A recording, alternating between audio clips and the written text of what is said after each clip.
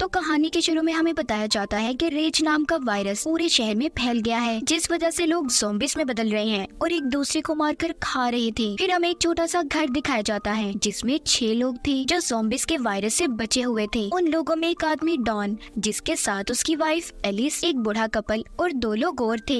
Alice उस घर में बचे हुए सामान से कुछ खाना बना रही थी। डॉन बाहर के हालात देखकर बहुत परेशान था क्योंकि उसने अपने बच्चों को स्कूल ट्रिप पर फ्रांस भेजा हुआ था। दरअसल ये वायरस इसी शहर ब्रिटेन में फैला हुआ था। यही वजह थी कि डॉन के बच्चे इस वायरस से महफूज थे। यहाँ पर सब लोग खाने के टेबल पर बैठे हुए थे। उनके घर में बिल्कुल अंधेरा था। सभी लोग आपस में ना ही बात करते हैं और ना ही किसी किस्म का शोर था। तभी उनका कोई दरवाजा जोर जोर से खटखटाने लगता है। कहता है, मुझे प्लीज अंदर आने दो, दरवाजा खोल दो, मुझे बचाएं। दरअसल ये आवाज 10 साल के छोटे बच्चे की थी। बच्चे की आवाज सुनकर एलिस कहती है कि प्लीज हमें दरवाजा खोलना चाहिए, हम उस बच्चे को अंदर आने देते हैं। जब ये दरवाजा खोलते हैं तो हम देखते हैं बाहर दोपहर थी। इन्होंने बस अपने घर में ही अंधेरा किया हुआ था ताकि कोई ज़ॉम्बी इन्हें देख ना पाए। ये उस बच्चे को अब अंदर कर लेते हैं और खाने के लिए कुछ देते हैं। पूछताछ करने पर बच्चा बताता है कि मेरे मॉम डैड ज़ॉम्बी बन गए और मेरे पीछे पड़े हुए हैं, वो मुझे खाने आ रहे थे।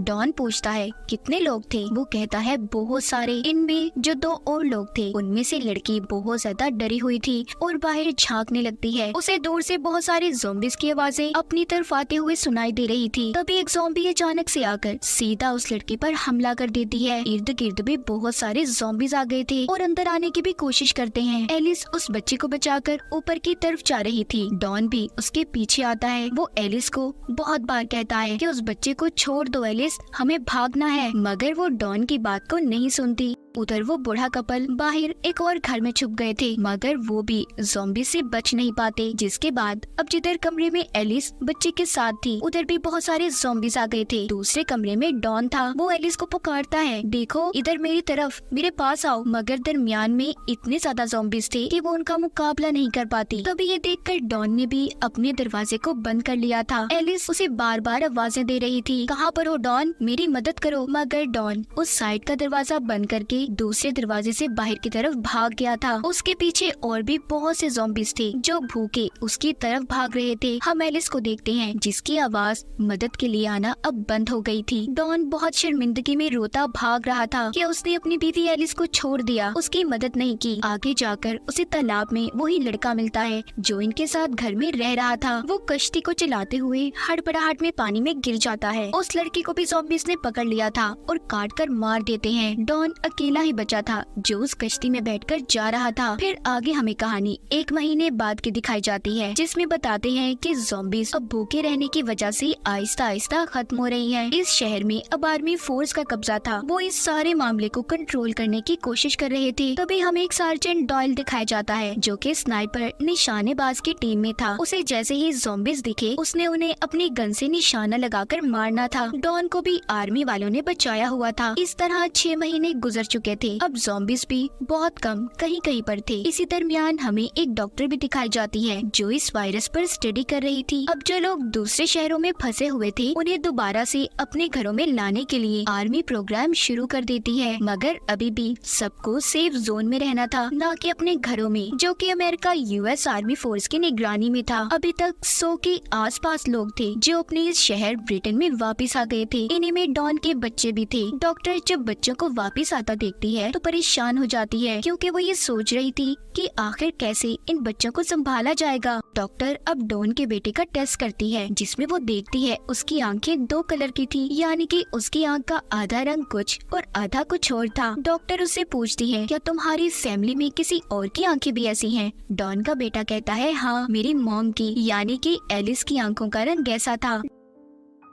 डॉन जब अपने बच्चों से मिलता है तो बहुत खुश था। वो दरअसल अभी भी इस सेफ जोन में रहकर आर्मी के साथ मिलकर काम कर रहा था, इसीलिए वो अपने बच्चों को उस जगह पर ले आता है जहाँ पर वो रह रहा था। वो अपने बच्चों को उनकी मॉम एलिस के साथ हुए हादसे के बारे में भी बताता है। रात के वक्त सोते हुए डॉन के बेटे को अपनी मॉम के सपने आ रहे थे। उसे ऐसा लगता है कि शायद वो अपनी मॉम का चेहरा भूलता जा रहा है। सुबह को जब डॉन अपने काम पर चला जाता है तो उसके बच्चे चुपके से सेफ जोन से निकलकर भाग गए थे और भागते भागते अपने घर पहुंच गए थे ताकि वो अपनी मॉम की कोई तस्वीर ले सके। तभी आर्मी को भी इनके बारे में पता चल जाता है कि 2 बच्चे सेफ जोन से भाग गए हैं, मगर तब तक वो दोनों अपने घर पर थे, जहाँ पर डॉन के बेटे को अपने घर के ऊपर वाले हिस्से से कुछ आवाजें आ रही थी। जब वो ऊपर जाकर देखता है तो उधर उसकी मॉम थी, यानी कि एलिस, जिसको डॉन ज़ॉम्बीज़ के दरमियान में छोड़कर चला गया था। फिर डॉन का बेटा अपनी मॉम के गले लग गया था, तभी उसे दर्द होता है। दोनों बहन भाई जब अपने घर से बाहर आते हैं तो देखते हैं आर्मी की फौज थी जो सेफ जोन में दोबारा लेने आई थी। वहाँ पर तीनों को क्वारंटाइन में रखा गया था। एलिस को बांधकर लैब में रखा जाता है। डॉक्टर उसका ब्लड टेस्ट करती हैं। वो ये पता करना चाहती थी कि कहीं एलिस भी ज़ॉम्बी वायरस से इन्फेक्टेड तो नहीं। तभी उन्हें पता चलता है कि एलिस इन्फेक्टेड तो हुई थी, मगर उसकी इम्यूनिटी इतनी पावरफुल, इतनी ताकतवर थी कि उस पर ज़ॉम्बी वायरस का असर नहीं हुआ। इसीलिए अभी तक वो ज़ॉम्बी भी नहीं बनी थी, मगर उसके खून या फिर किसी भी वजह से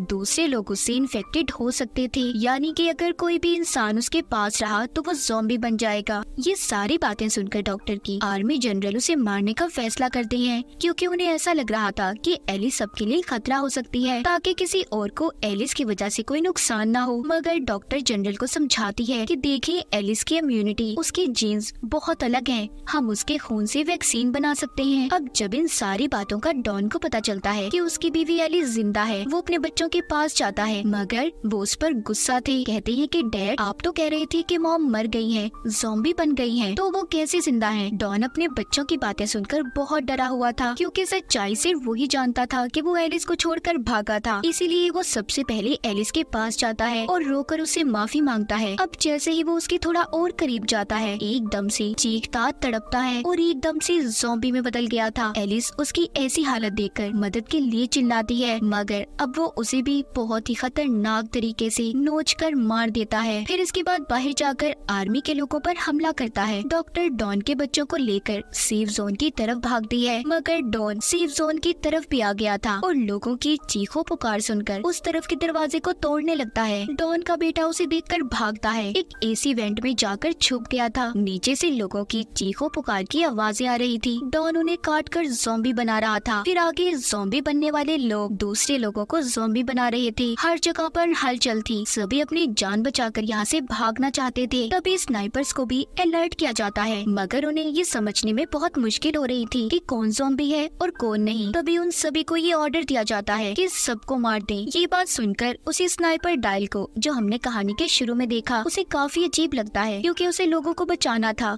उनकी मदद करनी थी, ना कि उन्हें मारना था। वो देखता है कि डॉन के बेटे के आगे एक ज़ॉम्बी आता है, जिसे वो शूट करके मार देता है, मगर उसने डॉन के बेटे को नहीं मारा था, इसीलिए वो अपनी इस ड्यूटी को छोड़ देता है। डॉन के बेटे को एक आदमी अपने साथ कमरे में ले आया था, जहाँ पर बहुत अंधेरा था। उधर ही उसे अपनी बहन और डॉक्टर मिली थी। इनके अलावा यहाँ पर और भी बहुत से लोग थे। बूढ़ी औरत बाहर का नजारा देखकर बहुत परेशान हो जाती है और कहती है कि आखिर ये सब लोगों को क्यों मार रही है। तभी यहाँ पर डायल आ जाता है, जो सबको यहाँ से चलने का कहता है, क्योंकि यहाँ पर रुकना खतरे से खाली नहीं था। वो जब सब यहाँ से जाने लगते हैं तो इन पर भी आर्मी फायरिंग कर देती है, जिसमें बूढ़ी औरत मर गई थी। डायल के साथ डॉक्टर और डॉन के बच्चे थे। तभी डायल को उसके एक दोस्त का फोन आता है, जो कि आर्मी में था, जिसके पास हेलीकॉप्टर था। वो कहता है, देखो, कुछ वक्त में सारे शहर को बॉम्ब से उड़ाने का ऑर्डर दिया गया है। तुम्हें मैं जिस जगह की लोकेशन भेज रहा हूँ, वहाँ पर आकर मुझसे मिलो, मैं तुम्हें बचाता हूँ। अब ये सभी एक टनल के रास्ते से वहाँ से बाहर आते हैं। तभी उधर बहुत बड़ा धमाका हुआ था। आर्मी ने सेफ जोन में जितने भी ज़ॉम्बीज़ या बचे हुए इंसान थे, सभी को धमाके से उड़ा दिया था। डायल डॉक्टर और बच्चों को लेकर भागता है। ये सभी उसके दोस्त की बताई हुई जगह पर आ गए थे। तभी डायल का दोस्त भी हेलीकॉप्टर लेकर आ जाता है। वो डायल को बताता है कि तुम्हारे पीछे कुछ बचे हुए ज़ॉम्बीज़ आ रही हैं। ये सुनकर डायल बच्चों और डॉक्टर को छुपने का कहता है। उसका दोस्त इतने सारे लोगों को देखकर कहता है, देखो डायल, मुझे सिर्फ तुम्हें लेने का कहा गया है। अगर मैं किसी भी बचे हुए सिविलियन शहरी को बचाकर ले गया तो आर्मी वाले मुझे भी मार देंगे। लेकिन डायल अकेला उसके साथ नहीं जाता। वो सबकी मदद करना चाहता था, इसीलिए वो अकेला ही उसे वहाँ से भेज देता है। तभी इनके पीछे बहुत से ज़ॉम्बीज़ पड़ गए थे। ये भागकर शहर की तरफ आते हैं। शहर में आर्मी ने ज़ॉम्बीज़ को मारने के लिए जहरीली गैस छोड़ी हुई थी, जिस वजह से वहाँ पर आम इंसान सांस नहीं ले सकता था। उससे बचने के लिए ये एक गाड़ी में जाकर छुप जाते हैं। अब सारे ज़ॉम्बीज़ उनकी गाड़ी के आसपास आकर इन पर हमला कर रहे थे, मगर गैस की वजह से वो ज़ॉम्बीज़ वहीं पर मर जाते हैं। पीछे आर्मी के लोग भी थे जो सबको यहाँ पर खत्म करने आ रहे थे। डायल और डॉक्टर की गाड़ी स्टार्ट होने का नाम नहीं ले रही थी। तभी डायल गाड़ी से बाहर निकलता है और गाड़ी को धक्का लगाने लगता है, मगर वो आर्मी की नजरों में आ गया था। आर्मी वाले उसे भी इन्फेक्टेड समझकर मार देते हैं। डॉक्टर बच्चों को बचाकर गाड़ी चलाकर टनल तक पहुंच गई थी, मगर वहां पर आकर उन्हें डॉन का ज़ॉम्बी दिखता है। उसने यहाँ पर डॉक्टर को भी मार दिया था। इसी बीच डॉन के बेटा बेटी भी अलग हो जाते हैं। डॉन ने अपने ही बेटे पर हमला कर दिया था, मगर उसके बेटे के अंदर भी एलिस की तरह ही ताकत थी, जिस वजह से वो भी ज़ॉम्बी में नहीं बदलता। तभी डॉन की बेटी आकर गन से अपने ही डैड को मार देती है और बहुत रोती है। ये दोनों बहन भाई स्टेडियम में पहुंच गए थे, जहां पर वो ही डायल का दोस्त आता है जिसके पास हेलीकॉप्टर था। वो उन बच्चों को देखकर सोचता है कि उसे इन्हें बचाना चाहिए या नहीं बचाना चाहिए। शायद वो इन्फेक्टेड ना हो, मगर फिर भी वो उन्हें बचा लेता है और अपने हेलीकॉप्टर में ब्रिटेन शहर से बाहर ले गया था। हमें शहर का नजारा दिखाया जाता है। फिर हम 28 दिन के बाद देखते हैं, जहाँ पर बचे हुए ज़ॉम्बीज़ एक टनल के रास्ते से पेरिस शहर में पहुँच गए थे। और डॉन के बेटा बेटी का क्या हुआ, वो कहाँ पर गए, इस बारे में हमें नहीं बताया गया। इसी के साथ इस फिल्म की कहानी भी यहीं पर खत्म हो जाती है।